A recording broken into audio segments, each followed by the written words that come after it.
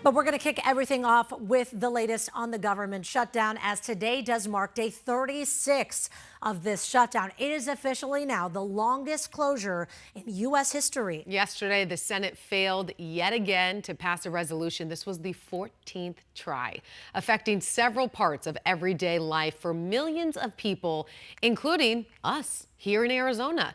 That is why we have team coverage for you this morning. So in about 30 minutes, we're going to be checking in with Troy Lynch, who is live at Sky Harbor Airport. He's been talking to travelers this morning, and it's really interesting to hear how many people are affected by this and how frustrating it can feel. Yeah, but first off, we're going to get over to David Chasanov live in Phoenix right now. He's breaking down the very latest efforts to try and bring this shutdown to an end because, David, for 36 days now, it has been a stalemate.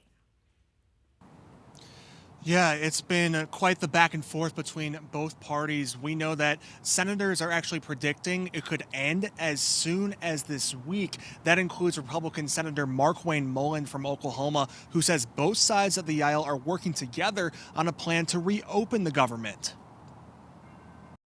Fortunately, this nightmare is going to end for our federal employees and those that depend on SNAP this week, but it's unfortunate they've been held hostage by the Democrat Party.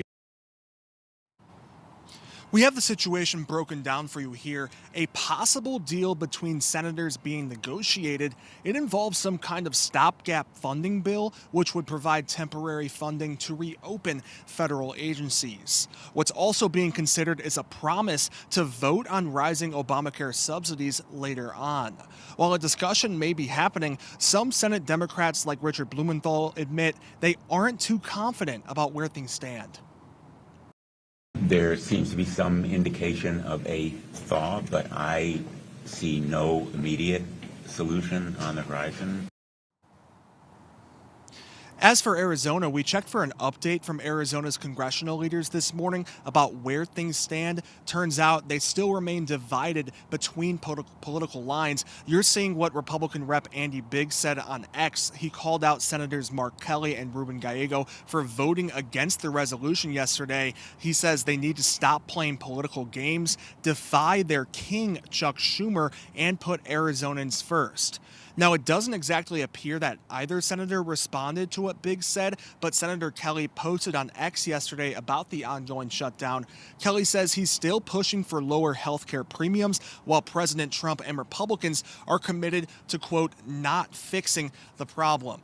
While Republicans, or some of them, are confident about this shutdown ending as soon as this week, it still appears to be a clear divide between party lines. So something we'll keep an eye on as this shutdown continues.